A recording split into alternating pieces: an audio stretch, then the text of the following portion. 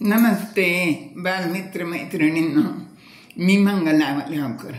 माझं मंगलाजीच्या धमाल गोष्टी नावाचं यूट्यूब चॅनल आहे आणि मी त्याच्यावर लहान मुलांसाठी गोष्टी सांगते, काही अनुभव सांगते, काही श्लोक सांगते आणि मोठ्या माणसांसाठी सुद्धा काही ललित लेख सांगते, काही प्रसंग सांगते. तर आज मी तुमच्यासाठी एक छान श्लोक घेऊन आले बरं का. तर तो श्लोक आहे भागवतावरचा.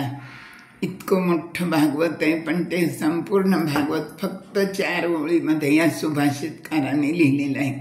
मागं मी तुम्हाला रामायणावरचा सांगितला होता, आता भागवतावरचा श्लोक आहे बरं का.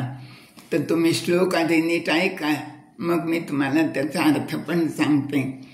आदौ देवकी देव गर्भजननम गोपी गृहे वर्धनम मायापूतन जीवितापहरणं गोवर्धनोद्धारणं कंसच्छेदन कौरवादिहननं कुन्तीसुतः पालनम् एतद्भागवतं पुराणकथितं श्रीकृष्णलीलामृतं. तर आता हा श्लोक आहे भागवतावरचा. याचा अर्थ काय? आदौ देवकी देव गर्भजननम, देवकीच्या गर्भातून जन्म झाला. गोपी गृहे वर्धनम, गोपीच्या घरी तो वाढला. कोण? भगवान श्रीकृष्ण.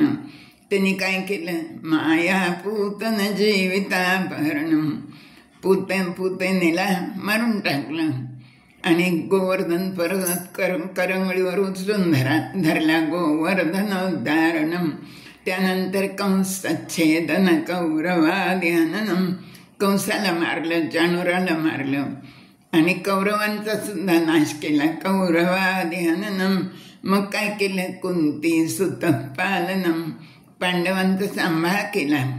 एतद् भागवतं पुराण कथितं श्रीकृष्ण लीलामृतम, भागवत पुराणामध्ये सांगितलेलं हे श्रीकृष्णाचं चरित्र आहे.